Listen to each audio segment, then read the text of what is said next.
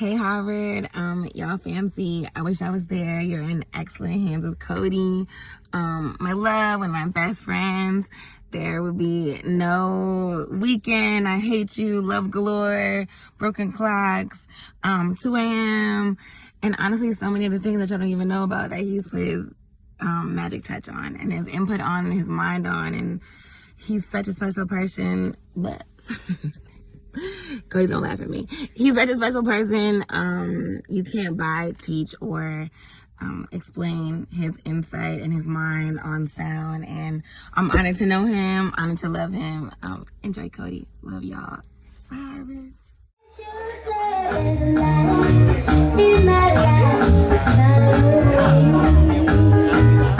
Y'all good?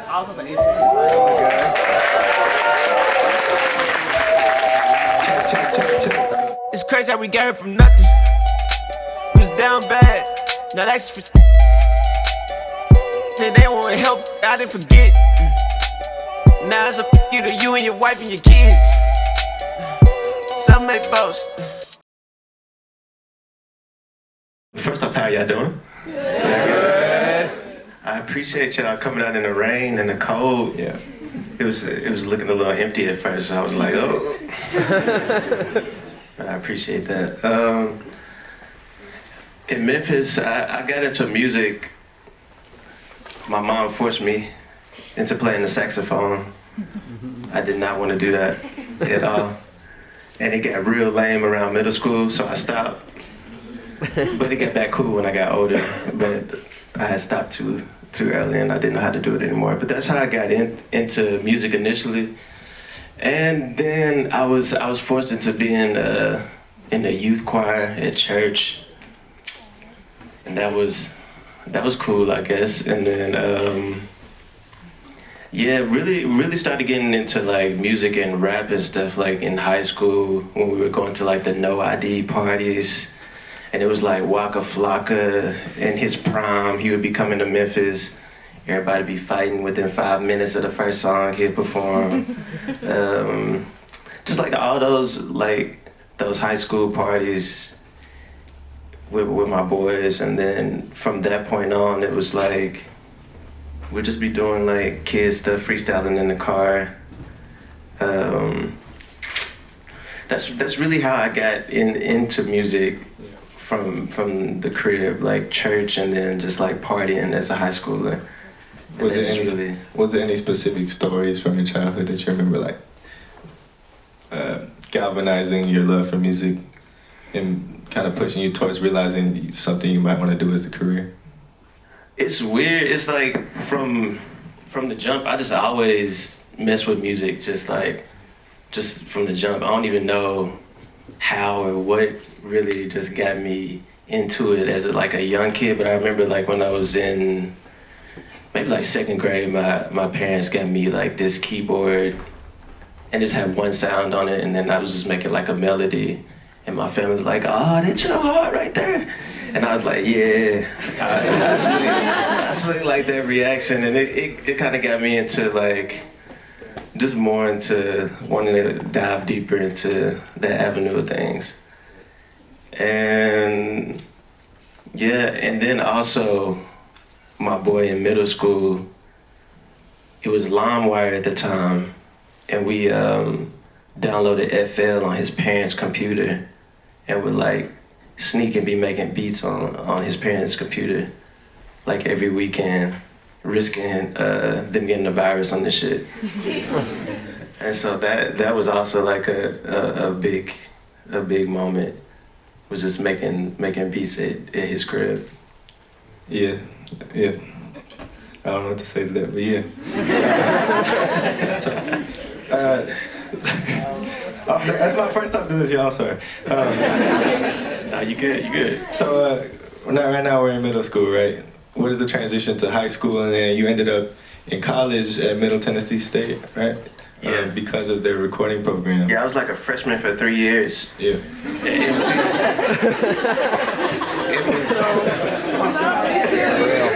It was not good. I was not a good student. I was not a good student at all. There's people in here saying, oh God, like they're not at Harvard. older, yeah.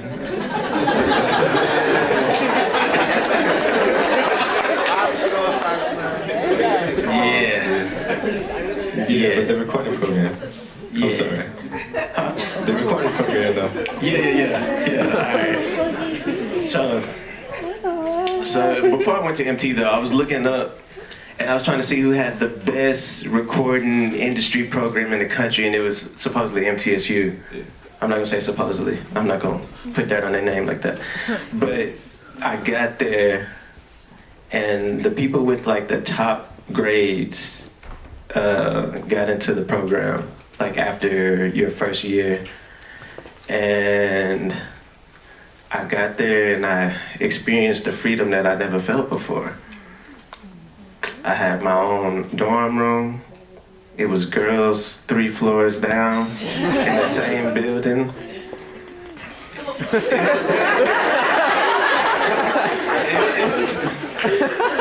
It was a dangerous setup.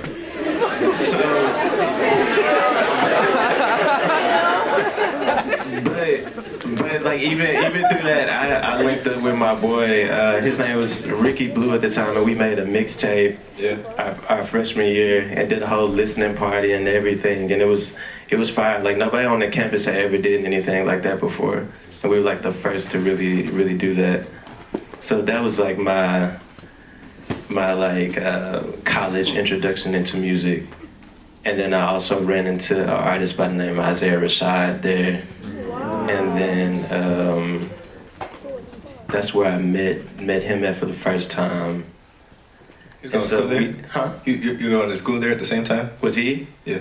No, like MTSU, it was just like, I don't know if it's the center of Tennessee, but it was like this little music scene bubbling, like hip hop scene in Nashville and the Murfreesboro area, which is where the campus was at. And so a lot of people from the surrounding areas, and he was from Chattanooga, is from Chattanooga. Everybody would be pulling up like on the weekends and just like linking with their friends there. And so he would just be there randomly. And we would just, it would just be like different little pockets of people like making beats and recording stuff in their dorm rooms. Like back then, he was recording in one of my boys' dorm rooms in like the closet. Like they was using the closet as a booth. Were you rapping at the time, or were you just producing mostly? I think I was mostly just making beats at that time because I didn't have a mic. That was my first time having a laptop. So I was just trying to work my way up to getting a mic at that point. So coming out of college, obviously you ended up dropping out. Well, not obviously, but that's the rest of the story. Sound like I'm taking shots. I wouldn't call it dropping out. No? Oh, man. I would call it moving on.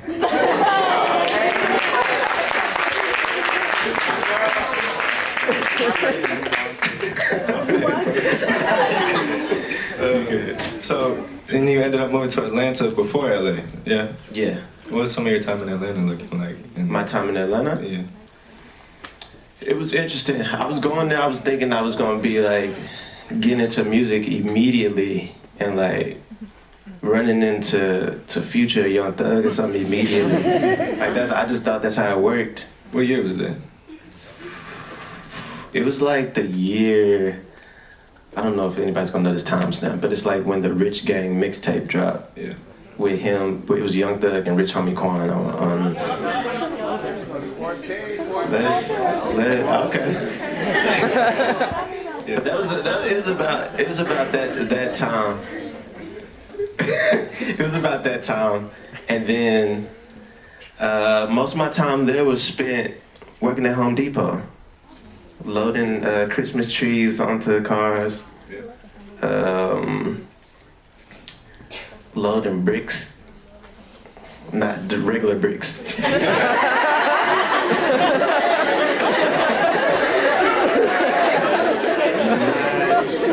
Not the other type of bricks. These are bricks used for construction on the trucks and stuff like that. And then I had this apartment, me and another one of my boys that moved on from MT. We got an apartment and it was just like a couch and I don't even think we had a TV. It was a couch and a table, and that was the only furniture we had in that apartment. I had a bed. He didn't have a bed though. But I mean, you know, it be like that sometimes. It be like that. But yeah, during that point, I was just like making beats in that apartment and like recording. My sister stayed in Atlanta. I would be at her house, take my stuff over there and record like in my niece's and nephew's bedroom. Mm-hmm. We'd use one of their closets as a booth. It was some real DIY situations going on. Mm-hmm. But it was cool though. What's the next question? What question is transitioning to LA? Okay, so in Atlanta, I ran into one of my friends. His name's Scum. He produced for Isaiah Rashad. Yep. And he linked up and we was cooking up beats. He was like, bro, you gotta come out to LA. Like, we making some crazy stuff right now. You gotta pull up like just one time and like cook up with me and Isaiah for this album. It's like Sevilla times? This is right after Isaiah dropped Sylvia demo. So I pulled out to LA one time and linked with him. I'll let you ask the next question after that. No, I think I'm gonna keep going. That's what we're here to tell your story, man. You want me to take over? Yeah. All right. Yeah. You're good. So then I went out to LA one time and linked with Isaiah. And once again, I thought LA was finna be like this crazy, immediately just hopping into the music industry and just Hollywood type vibes. I got dropped off. I met them in Santa Monica with a big ass suitcase. And then we proceeded to go stay with one of his girlfriends in a 2-bedroom. And it was like 7 of us. You said one of his girlfriends? Yeah. Man, he's on rockstar status. So his girlfriend at the time, it was her and her 2 roommates. And then it was me, Isaiah, and like 4 other dudes. And we was all staying in the girls' spots. Sleeping on the couch, sleeping on the balcony sometimes, if the weather permitted. It was bad. But it was cool. It was fun though. Yeah. But yeah, that was my introduction to LA. But then, so after that, we went and moved into this place where all the TDE artists, the upcoming artists used to live. And that was like us. It was like 5 people in one bedroom. Like you sleep on the floor, sleep on the futon. It's probably like 2 bathrooms in the whole house. It's some struggle stuff. But it make you like, it make you, it's either gonna send you back home or you gonna need to stay and thug it out. Yeah. And so I ended up having to stay and thug it out. Also, while I lived there, I had this buff. What is the restraints on profanity in the story? No, I had this buff ass dude. Yeah. It was this buff ass dude that stayed in the house that didn't like me, and he was just like, he was mad that I wasn't like doing chores around the house or something, like on some like butler type stuff. Like as soon as I would walk out the room, like he really tried to like throw hands with me one time, and I'm like, dang. I'm really finna have to like pick up a weapon right now. Get with, bro. Cause he dedicated his life to the gym, so I couldn't afford no gym membership at the time, so I was gonna have to get creative with that boy. Pause.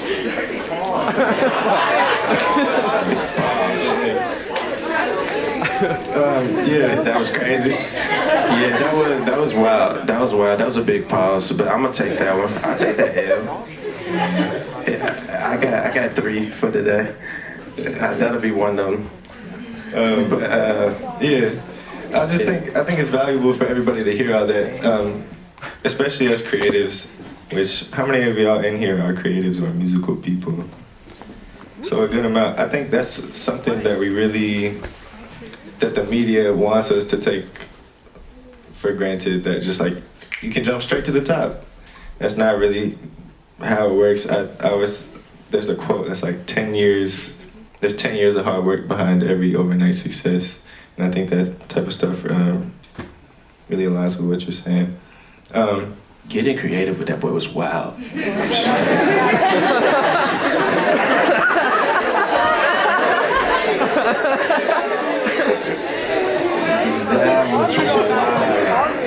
That was wild. All right, let's move on. Yeah. So moving on, my next question is, I think as a creative person, like we were just speaking of, as a creative person and as an artist, especially as you climb higher and higher in terms of accolades and fame and that sort of thing, I think it's just naturally hard to keep a level head.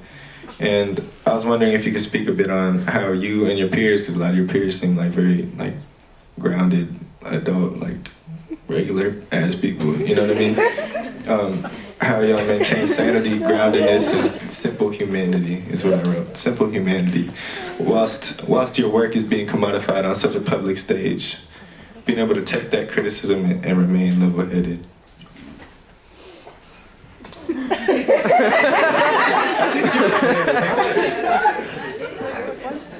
What was the question?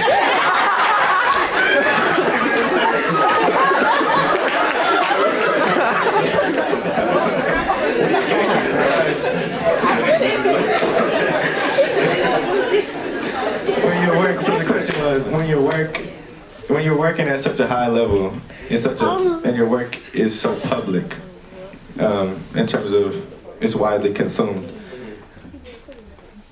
how do you maintain groundedness and sanity and just a good, mature perspective about it all, whilst people shitting on you left and right, and just like how do I do it, or how have I seen my peers do it?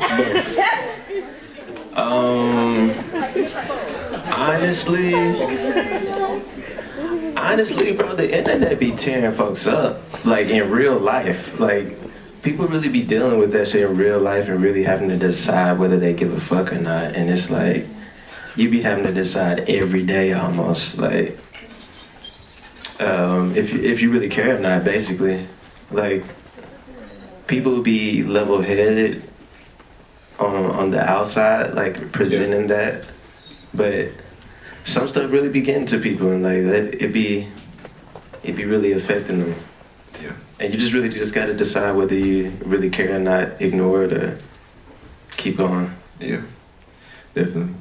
Well, shifting gears, I wanted to get a little bit into your work with SZA and SOS and the Grammys, which he just won a Grammy, yo.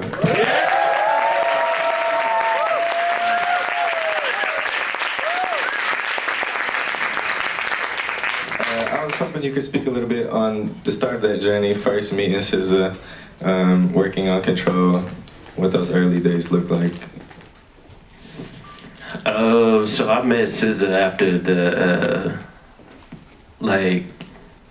I was working with Isaiah for a minute, but he had just had a kid, and the mother of that kid was in the apartment at the time, and he was basically like, bro, all y'all gotta get out. Like, it's too much going on in here.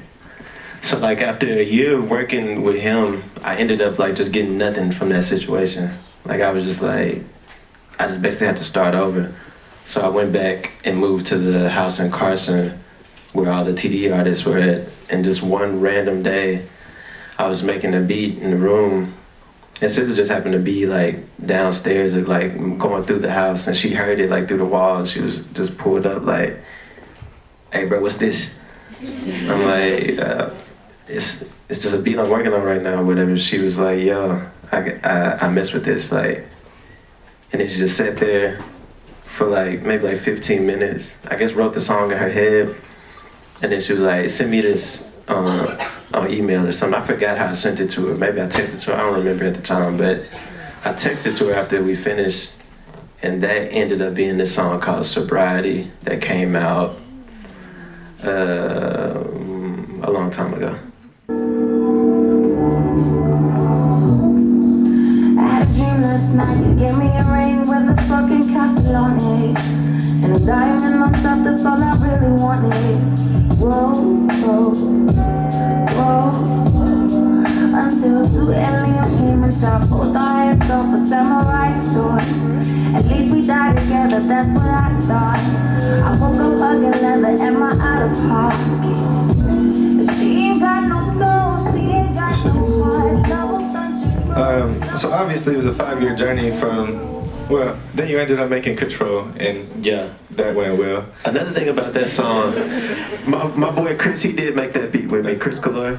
Everybody else name on there, I don't know. You said Thundercat on there, I think. Huh? You said Thundercat on there. Yeah, I he think, like whatever. put some bass at the end or something.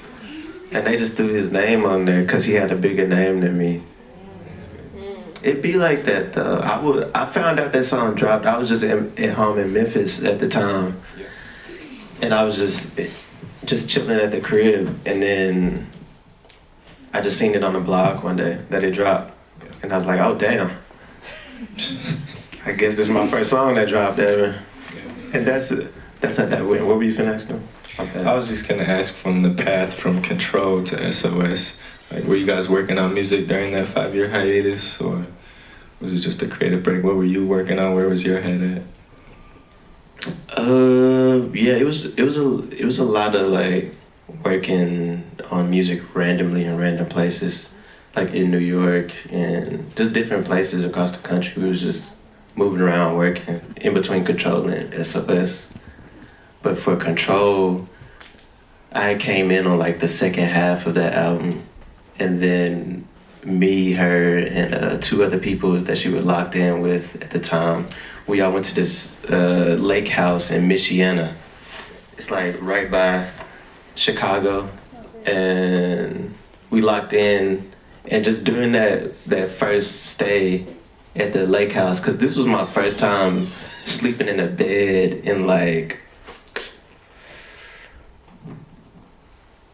a couple years maybe, like since I had been out there. So I was feeling too good. I was feeling like I was the one, because I was sleeping in the bed in a nice house, getting to make music. So during that little stay, the first day we made 2 a.m. The second day we made Love Galore. The third day we made Broken Clocks.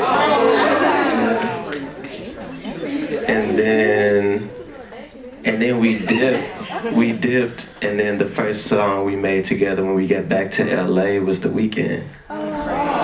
So it just like happened like that.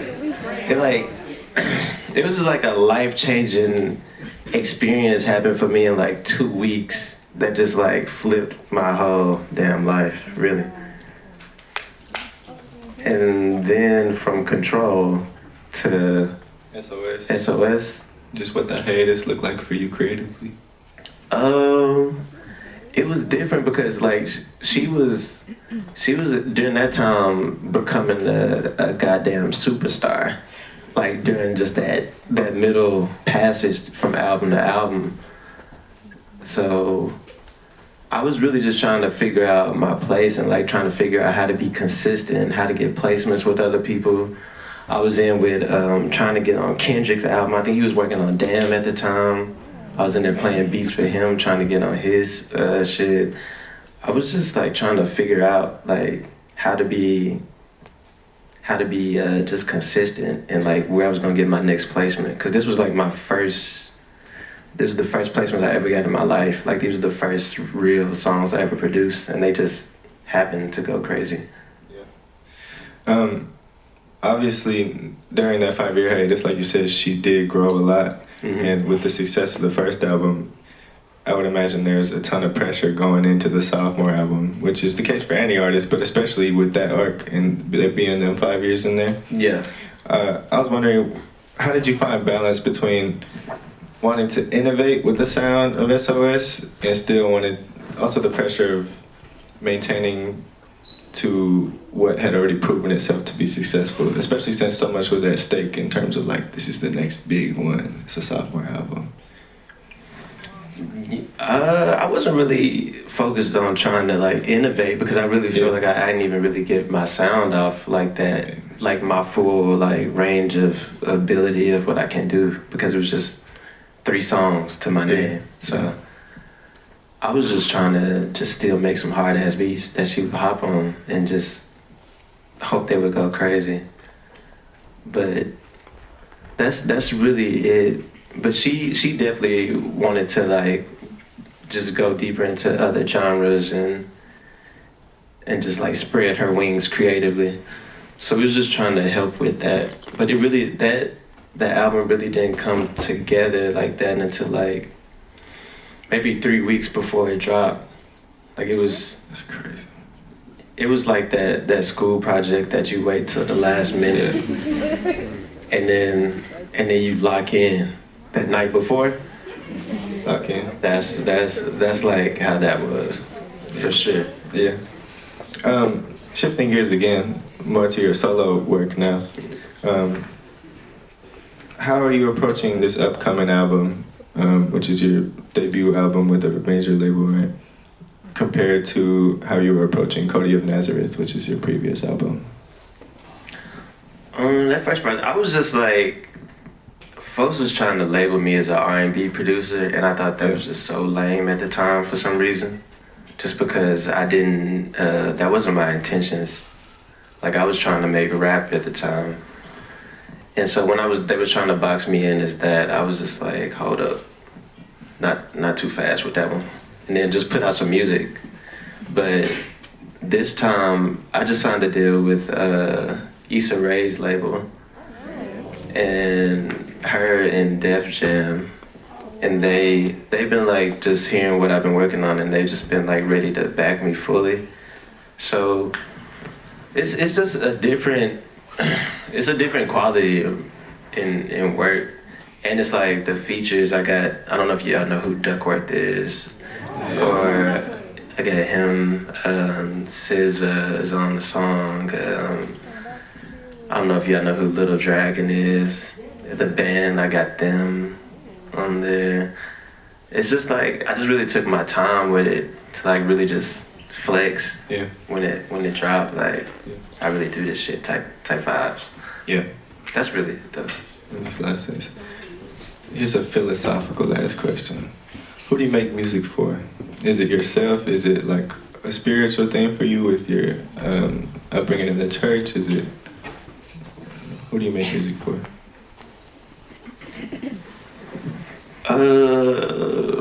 It's random every time. Like sometimes I'll be making music for myself just to like, I don't know, just be trying to make something that impresses me, because it just be making me feel like the one. When I make something that's just crazy, and just sitting there just listening to it, might is weed legal here? Yeah. I might smoke some weed while I'm like light up a J or something and just chill. You know? Yeah. It's like sometimes it's therapeutic. Sometimes I want to make something that I feel like the women will mess with. Sometimes I want to make something that I feel like my friends are listening to while they're playing like 2K or something, or Madden, like, you know, just it's just like, it just be a random mission every time I pull up to the studios. It's just a free vibe type. That makes sense. Yeah. I was wondering, I mean, you kind of got into it a little bit already, but if you want to say a little bit more maybe about the power of music and sort of its power to uplift. I think of your song Light My Way, which was, in my understanding, it was written in light of the Black Lives Matter protests of 2020. You had just gotten arrested in LA attending one of those protests. Just, do you feel like music gives you a voice spiritually? I guess I keep going back to the spiritual thing, but like, does it,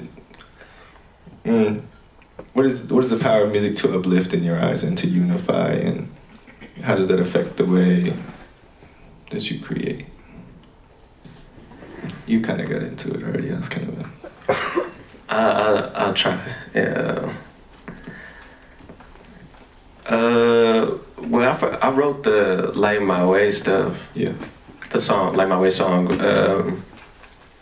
just on the it wasn't even like about no protesting or nothing like that. Like I didn't go get arrested at the protest and then that inspired. Yeah, no, I wasn't even trying to get arrested, bro. I was trying to go home. that was the messed up part about that. Like I was done with the protest. I was like, all right, I see what this is. I'm finna just go home, and that's when I got arrested. That was the crazy part because that was a crazy day. Like that protest was wild. It was a little too wild. That's why I was trying to dip. But yeah, so I just wrote that song just because I was just going through some stuff, and it was just a vibe I was just feeling at the time. Yeah, just channeling that into the music. Yeah, I wasn't even thinking about anybody else really. I was just doing it for myself. Yeah.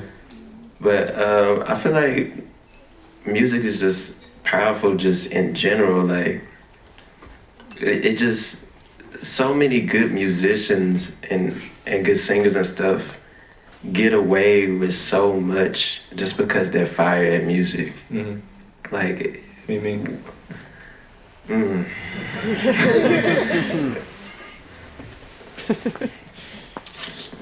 I don't want to go too deep into that, pause. But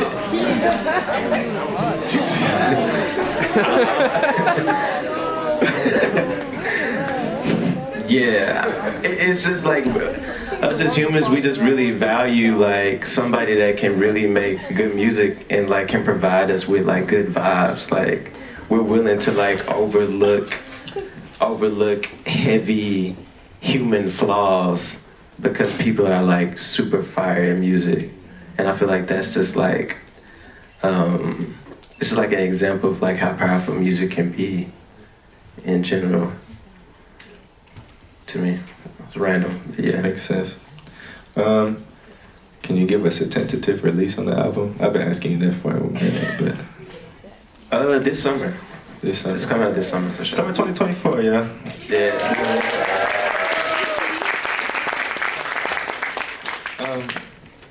I had another sort of philosophical question, and I had brought this up to you the other day, but I think something that I've been grappling with a lot myself is as you take these bigger steps towards whatever you feel like you want to pursue and you level up and you have these new blessings dropped upon you.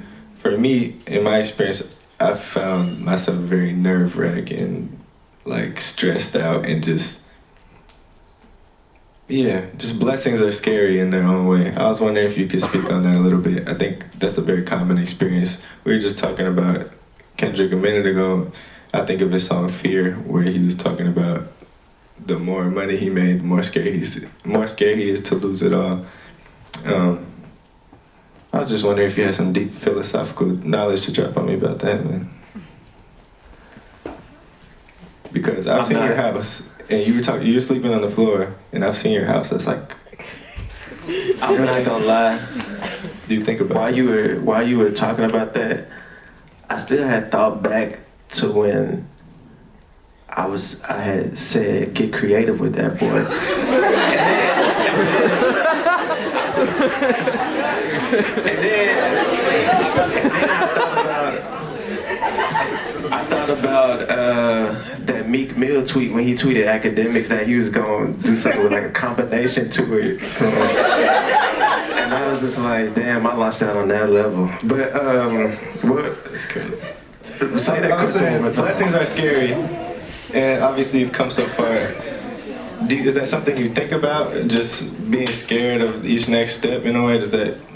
Like scared of losing the whole... It's almost non-tangible when I've experienced those sort of things, like, and it's nothing crazy, but just like next steps towards like, oh, I feel like I'm moving in the right direction, but that is nerve-wracking in its own way.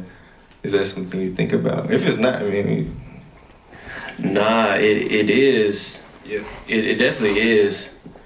But it's just like, it's life. If you really, it is life. But if you locked in every day, and you like really like honing in on your craft and like going in, and like just preparing yourself for all the possible moments, then it's like it gets less scary. Yeah. But when you feel like you're not prepared, and like moments come and you feel like you didn't just like drop the ball on a moment and miss the opportunity. Cause that'd be real. Like it'd be some stuff that happened. Like I had a session right after Ctrl. I had a session with Travis Scott, and I was in the studio with bro, and I was just coming off of like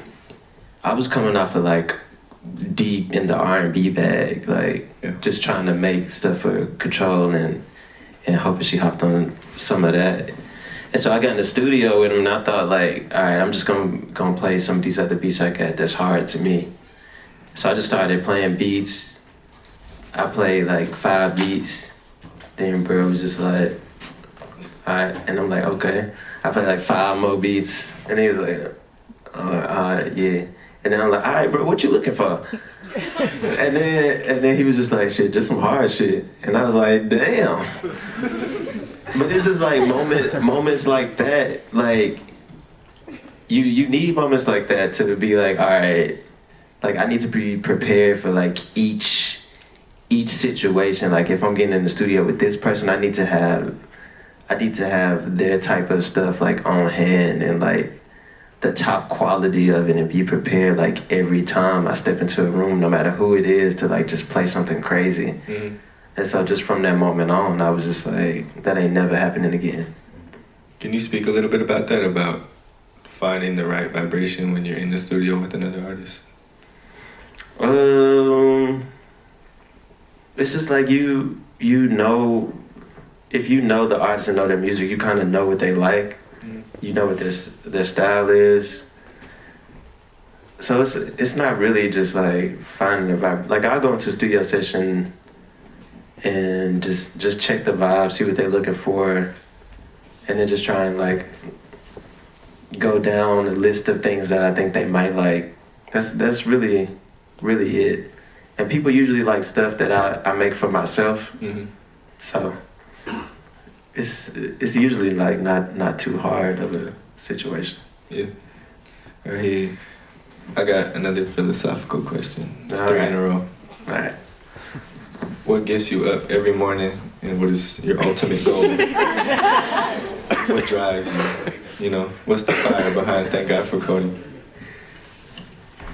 Or is it just the same? I wake up, I do the same. I mean, honestly, just being able to like live my life how I want to. Yeah. Like once I got my first taste of like how it feels to like partially not be rich, but just like have enough money to move how I want to, like in the world. And I saw how the difference in like how people treat you, like when they think you got some money or like you just moving like that. It was like going from like sleeping on the floor to that. I'm like, nah, I ain't never going back to that. Like, never ever. Like, I didn't even know they served champagne and water and orange juice to you while you shopping for clothes in department stores. Like, I was like, what is this? Like my first time, I was just like acting a fool when I first like got any type of success. Like I remember going to London for the first time, and like my manager at the time, he had rented like a Maybach or something, and I was just like riding with my feet out the window, socks just hanging, but I felt so free. And it's just like just being able to do that, and then all the stuff that I was able to do like for my family, like I took us on vacays and stuff. It's just like just being able to do that, like that really is what keeps me like trying to be better and go harder and do all of that. Yeah, that makes sense. How are we looking on time? What time is it? Cool. Thank you, sir. Thank you, ma'am. My last question for you. What's next for you? I know you spoke on the album, but what are you most excited about right now, and what should we look out for from ThankGod4Cody? I'm excited for my personal project. I'm excited for this SZA Deluxe album that's dropping. I'm excited for When's it coming? The SZA Deluxe one? I don't know. Yeah. Work with her is like work with Frank Ocean, bro. You just have no idea. Yeah. Like nobody knows. Yeah. You be in the studio every day and just still don't know. She doesn't know? No. Yeah. You can't force it, you know? Yeah, that's nah, why it sounds the way it sounds. You can't. You can't force. Maybe she does know and just don't say it, but I don't know. But yeah, I'm just looking forward to like just dropping music this year, really, and just getting things going. Yes, sir. For sure. All right. Thank you for answering my questions. Now,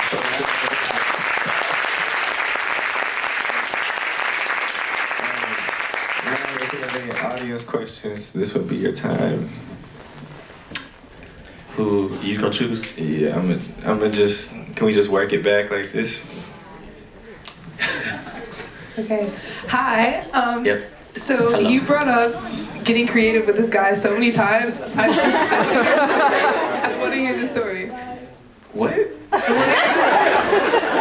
What story? Getting creative with the buff guy.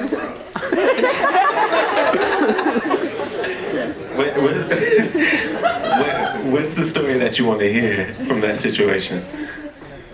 Okay, just one question. Did you pick up weapons or did you not pick up?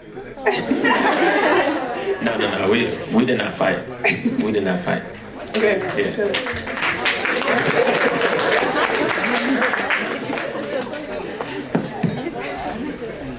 All right. As a black man in America, as you moved up, bro.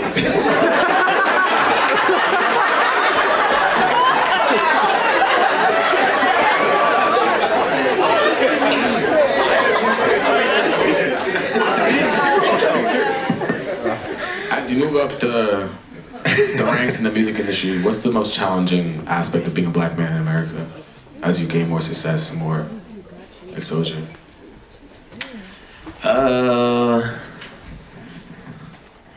And it's okay, bro, that you said as a black man. It's just like trying to avoid being put in the box. Like, once you do rap, they label you as a rap producer. Once you do R&B, they label you as an R&B producer. Like, if you do anything alternative, then it's basically like alternative R&B. You know, it's just like fighting to get out of that, just out of the box they try and label you in, basically. Like that's the basic battles, like as you growing up. And I'm trying to think what else. It'd be a lot of bullshit, bro. The industry just hard, just in general. Just like it's just hard. But that's basically it. Just trying to like not get boxed in. That's the basic.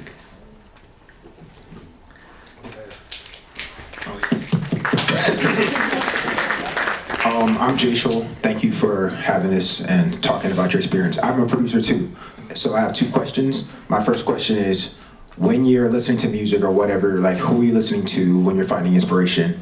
And then my second question is, you mentioned how you had this duo session with Travis Scott and you were playing stuff that like didn't really match what he was looking for. How do you make music for someone like Travis Scott or for someone, but still staying true to your specific style? Like, what does that look like without almost like copying like a Goosebumps and like making something that is like Cody and Travis Scott, if that makes sense?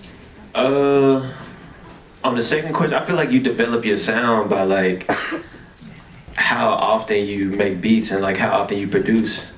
Like your stuff is gonna sound like people that you like in general, but like you just always gotta make sure you just pushing yourself to be more creative with that sound and like hearing stuff that you think that they didn't hear when they did it that you hear, and like doing that.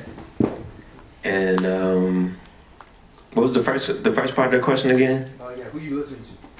Like, I'm a real sample based type producer, so I be like just searching for samples. I spend like a whole day just on Spotify, just going crazy. Like, I'll find one artist I like, I'll go through their whole discography trying to find samples, and then I'll go to their related artists or artists that's like them, and then just go through that whole list until I find somebody else that I like out of there. And then once I go listen to their stuff, I go through their whole list and find some, like it's just that rabbit hole, bro. Just like looking for good music that I've never heard before, really. And then I listen to like Future, like things that really like inspired me as a kid, like just to like get that feeling back. And yeah, but really just finding like samples in so many different genres and so many different time eras that I really mess with. That really be like some of the most inspiring stuff, cause you feel like you found a song that nobody else has heard before, and you can take something from that and bring it into your world and like just fuck it up. That's really what I be on. Yes, sir. Hi. Okay. Hi. Rachel, funny enough, stole my question, but in the time that you were answering his, I was able to think of two more, so lucky me. My first question being, what was it like producing Broken Clocks, finding that Daniel Caesar sample and flipping it? And my second question is, what was that moment? When did you have that moment when you produced something and it made you realize, like, I'm actually capable of doing this, like, I'm him? I always thought I was him. I didn't think I was the best, but I knew I was like one of the ones. Like I had that confidence in myself from almost jump, and I don't even know why. Cause when I listen back, stuff wasn't really that good, but it's just like a feeling I had. And but when Love Galore had dropped, and that just started going crazy, I was like, all right.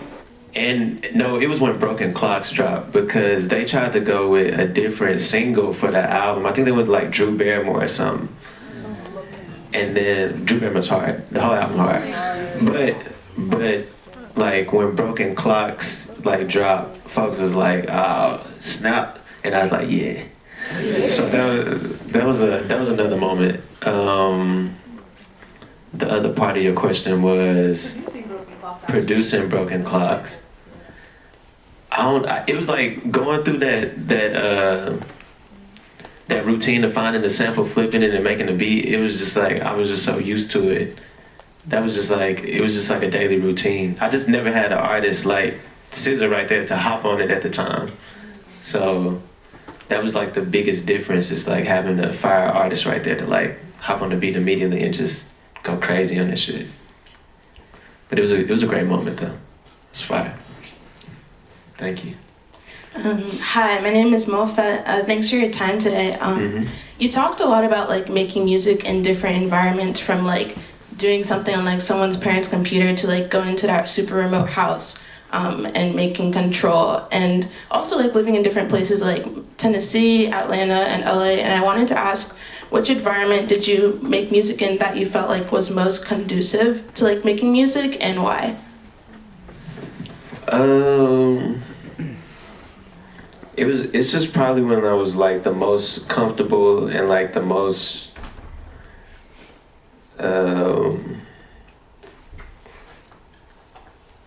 just when I was like by myself and able to like get all my personal like emotional thoughts or whatever I wanted to do that day, just to get that off. Like, excuse me, in that lake house, it was like that because I hadn't slept in a bed for so long. So it was like my first time actually being able to lock in on actual speakers as well, and like just let out all the creativity that was like stopped up type vibes in me. So that was probably like the most comfortable, like just chill when it's either me by myself or with my friends. It just needs to be good vibes. That's it. Just good vibes. You're welcome.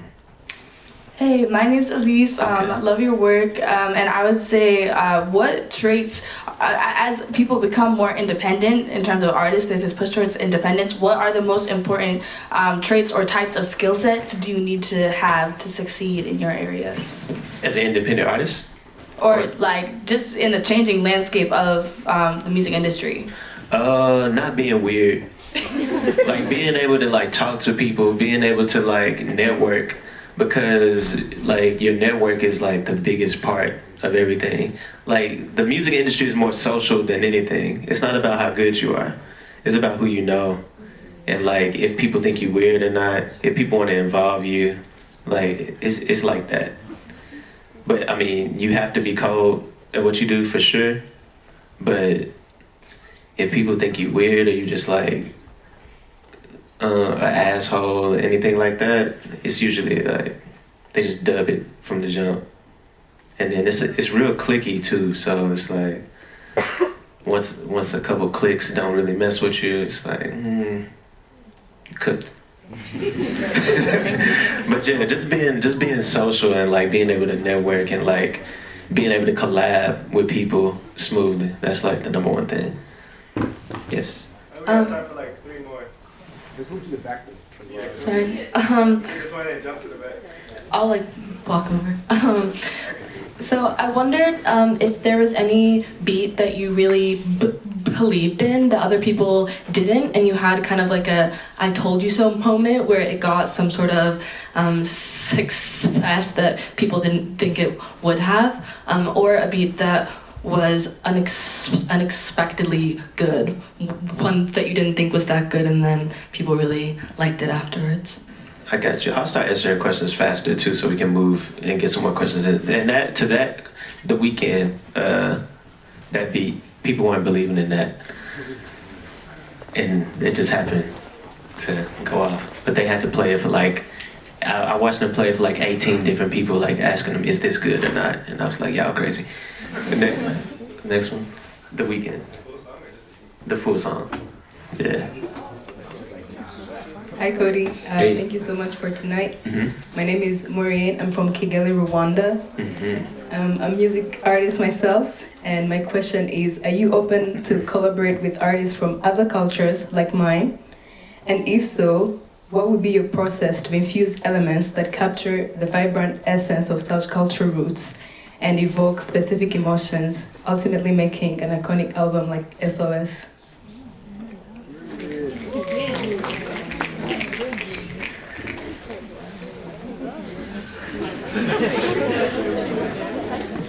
Would you like me to repeat it? Yeah, real quick. Because I think I got an answer, but I'm trying to make sure it's the right one. Repeat it real quick. Yes. Just the last the question part. Yes. I said I'm from Kigali, Rwanda. Yeah. And I'm a music artist, and Mhm. I was wondering if you're ever open to collaborate with people from cultures like mine. Definitely. And what would be your process to infuse cultural elements into creating an emotional album, Got you. an iconic like SOS? Got you. So if we were to collaborate, I would lean on like your expertise in the area to bring that into the music and like try and learn from you, and just trying to get in where I fit in type vibes. Like just bring whatever I can to the skills and the essence of whatever you're bringing to the table. For sure. Hi, I'm Joel. I have a question real quick. Yeah. So Love Galore is like one of my favorite songs. Mhm. I just want to ask you like what your inspiration was for like making that beat and like just whatever went behind that song. My inspiration was just trying to make something that was fire and that was like bumping, because they was like, at that moment of time, everybody was telling her she needed a hit, and they were trying to like make me be the person to produce the hit type vibes. And so that was really the motivation behind that. And I was just like having to go against like Mike Will at the time and like all these other big old producers that was like going crazy. And so I was like, nah, I'm finna kill y'all. That was it. Hi, Cody. Where we at right now? Yeah. Hi, Cody. I'm Okay. Oliver. Thank you so much for coming. Yeah. I wanted to know, throughout your whole life of building up to success in the music industry, I want to know, who's your biggest supporter throughout it all? Probably like my sister and my dad, cause I was kind of broke when I went out to LA, So I'll be hitting up my sister sometimes, just to like get a pizza or something. Like give her to give me like $20 just so I could eat for that day. Like me and my boy was in there struggling, like ramen noodle pizza life. It was a bad diet. But like my parents, and then once, after I was out there for a couple years and stuff wasn't happening like that, then it was my sister, because my parents was like, bring your ass back home, bro, it ain't going down. So I just had to like ignore them for a second and lock in with my sister and just be hungry. Hey, Cody, back here. My name is Moma. I'm brand therapist for artist God. And one second. Also on that, when you like getting involved with stuff like that and on that journey, it's like you gotta be your biggest supporter and like inspiration. Like you gotta be really like undoubtedly believing in yourself. Like you gotta be just like knowing that you the one type vibes, or it ain't gonna happen like that. Yeah. I'm sorry, I didn't mean to cut you off. That's okay, thank you. So I'm brand therapist for an artist, God, and we infuse creativity and wellness to like enhance storytelling in the music. Mm-hmm. And so I noticed that you spend a lot of time in nature, and I'm curious of like how your mental health or how your success has impacted your mental health before and after. Like, did you notice an increase in your mental health? Did you notice more difficult moments now that you have more access to resources such as, freedom of time? It all be like a blur of stress, like before and after. Like before I was stressed about trying to get on, after I was stressed about like trying to stay consistent and like stay quote unquote on. But the difference is afterwards I could afford to like go out and go to different places and try and clear my mind. And like I could afford to also like find new ways and new like meditation techniques and stuff to like help me stay sane. So that was like the biggest difference. Like afterwards I just had more time and ability to like figure out things to keep me from going crazy. Thank you. I know you said you're from Memphis. I'm a few hours away from there myself. Okay. My bad. I'm a few hours away from Memphis myself, so I just want to know, like, do you have like pressure from not just like family, could be family, to like help people, I guess, make it out since you like acquired so much success? I feel more pressure just to go back and let them know that they can like do it, basically, and like help them hone in on their craft. And also help them realize that you ain't gotta be like producing rap to make it out of Memphis. Like you can produce whatever it is that you want to. Cause it's Memphis right now, it's just like basically all rap, which I love, I came up on it. But a lot of kids in Memphis are producing other genres, and like I'm just letting them know that they can do that. That's my main focus when I'm back home. Get this young lady right here in the corner real quick. We neglected that side. Thank you. Yes.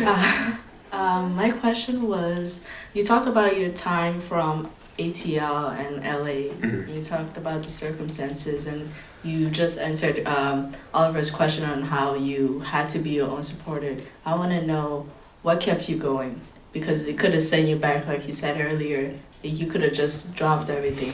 What was your why that kept you going? My dad, he was working at FedEx for like 25 years, and that was really my only option. And he had also just started a janitorial company. You ever watched ATL before? The movie? You know when they clean in the offices and stuff? That would have been my life. And I wasn't going back to that. That was basically it. I had no choice. Like, it was either cleaning or chasing my dreams, and I was not going to be cleaning offices. You want to do the last one? I was gonna ask how you deal with any like creator's block. I know like for me sometimes it's like hard to like make something every day, and so just like, do you ever struggle with like producing, or days when you're like, this is not good, and like, do you just push through that, or like take time away from it, or what are your like best ways to cope? Sometimes I'll be pushing through, but finding a fire sample is always like good inspiration. But also it's good to like get away. If you got a girlfriend, significant other, go vibe with them, or go vibe with your boys. Just go chill with friends, and like remember that life is more than making beats. in producing and music. And like it's like also you can like go out and enjoy your life, have fun. Like those moments really do inspire you to like make more music. But Thank you. It's up to them.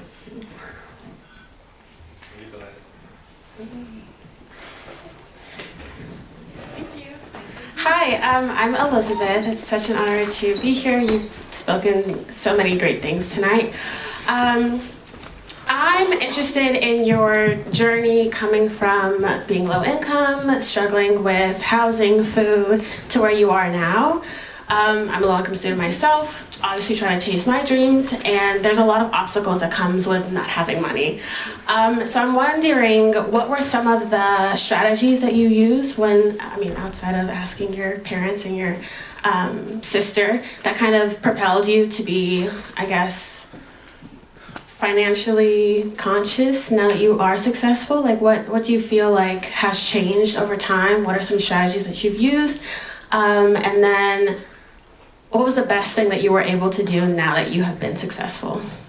The best thing I was able to do now that I'm successful is just like do 5 things for my family, like during holidays and stuff, and like just being able to like see them be happy from the things that I've been able to do for them. And also me chasing my dreams has like inspired my whole family to like go out and like make sure they living their life to the fullest type vibes. Because they really watched me struggle and get to somewhere they didn't think I could. Not even didn't think I could, but like they just, I don't know, they just didn't expect it maybe. So that's probably the best. And you best asking how I survived when I was broke. It be just things in the moment, like you just like if somebody else eating, just like you just be like sharing a lot of meals. Like it wasn't really like too much strategy at the time. I was just like lost in the grind. Like that's really it. Just lost in the moment of trying to get on. When you did start making money, did you have like people around you that helped you like responsibly manage it? No. You just got it like that? You said, do I just got it like that? Yeah, like are you just handling your own things? Are you just No, I blew it back. But I got it back.